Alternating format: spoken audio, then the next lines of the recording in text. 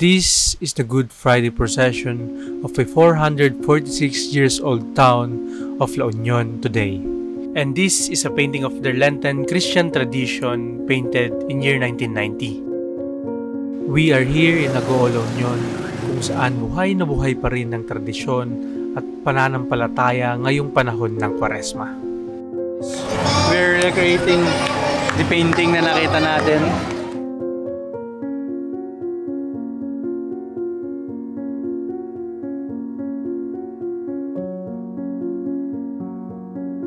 Para saan yan?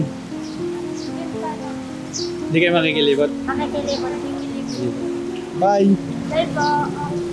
Andito ngayon tayo sa Agoo, La Union sa may Minor Basilica of Our Lady of Charity. Dito natin matatagpuan ang painting na sumasabuhay sa kultura ng mga Agoeños sa panahon ng Kwaresma. Dito sa kanilang kumbento. Pero bago pa man natin masilip sa loob ang painting na ito, unti-unti, pumapatak ang ambon at hanggang sa bumuhos ang ulan. Akala ko di na matutuloy at di ko na makikita ang pinakahihintay kong prosesyon. Pero di pala nagpapatinag mga Agoeños dahil padami ng padami pa ang mga taong dumadagsa at nagtitipon sa kanilang plaza.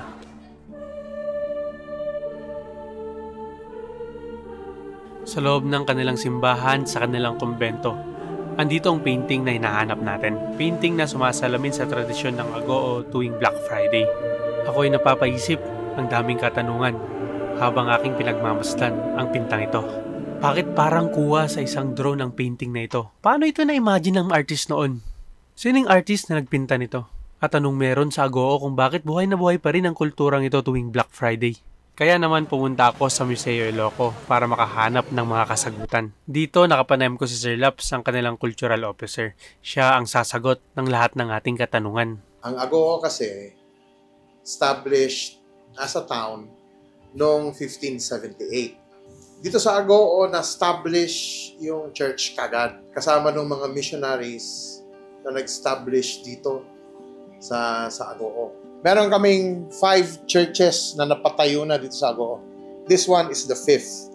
Yung tradition, imagine mo, yung 400 years na na-establish yung town with the religious groups like Franciscans, the Augustinians, di ba? Naka-ingrain na doon sa mga tao yung kaugalian. Pananampalataya sa Catholic Church. Now, itong painting na sinasabi mo, paghahalo na lahat-lahat, parang convergence ng faith at saka yung pagkakaroon ng closely knit community na halos lahat magkakakilala. Yung mga taga-bayan at saka mga taga-baryo nagsasalubong.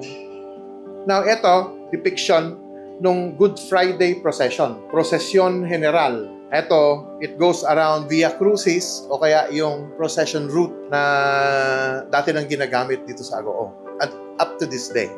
In preparation for the 400 years celebration ng Agoo, which was 1978. So happens na si Jose D. Aspiras, na dating press secretary at current noon na tourism secretary, tumulong siya sa pagpaplano at pagbibuild nitong present-day church natin. So, itong painting na to, nagpapalipad secretary dati ng chopper na nangunguha ng pictures with the artists. Ito, yung time na inaugurate na yung simbahan.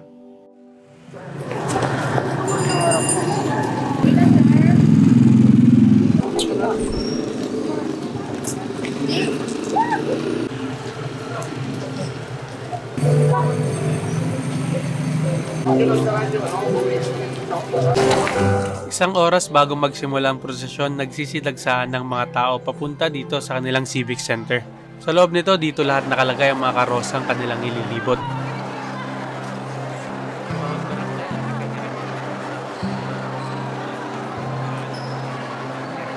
At ito'y dekada-dekada ng pinapangalagaan ng mga bawat pamilya. At sa tuwing Kwaresma, lahat ng mga karosang ito na nasa pangangalaga ng mga hermano at hermana ay pinupunta nila dito sa kanilang plaza. Pero ang pinaka-espesyal sa lahat ng mga karosangan dito ay ang pinaka-matandang life-size image ng Santo Entierro. At itong original na imahe na ito ay nasa higit 100 taon na. Hanggang sa ngayon tuwing Kwaresma kada Biyernes Santo, ito ay inililibot pa rin dito sa may Agoo.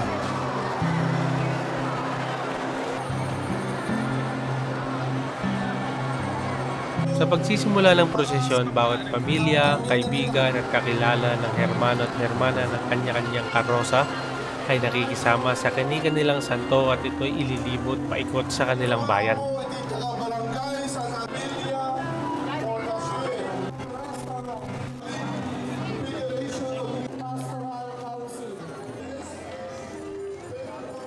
At ngayon, masasaksihan na natin na kung paano ang isang lumang painting na nagpapakita ng tradisyon tuwing Kwaresma dito sa Agoo La Union ay atin pa rin masasaksayan sa kabila ng moderno at makabagong panahon.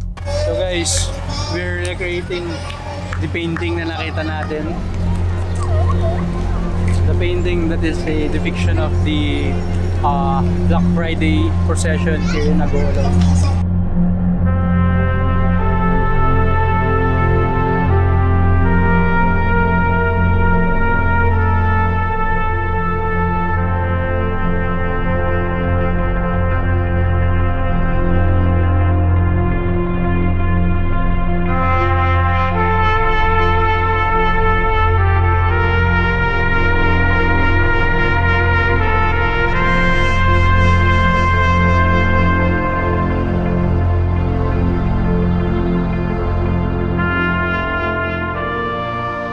Gaya ng nakapinta at nakasabit sa dingding ng kumbento ng kanilang simbahan, ang pananampalataya at kultura ng Agoo La Union tuwing Semana Santa ay ganun pa din hanggang sa ngayon.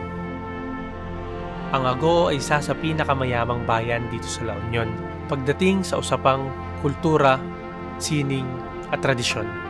At ang mga Agoeños ay sinasabuhay pa din ang higit 4 na siglong tradisyon, panata at pananampalataya.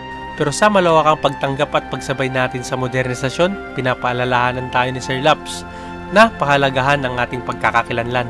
So, for 400 years plus, yung Agoo, sigurado, di ba? Maraming tradisyon na naiwan. Kasi iilan na lang dito sa atin. Hindi na, dapat suportahan ng government.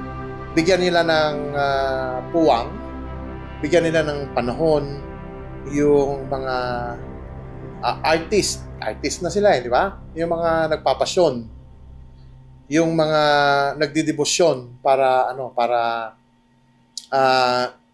maitaguyod yung tradisyon natin so that hindi natin malimutan kung sino tayo, yung mga nakaraan natin, yung mga kaugalian natin na importante para malaman natin yung ating identity. Hindi mo dapat kaligtaan kung anong meron ka. Oras na nalimutan mo na yon, ay may diferensya ka na.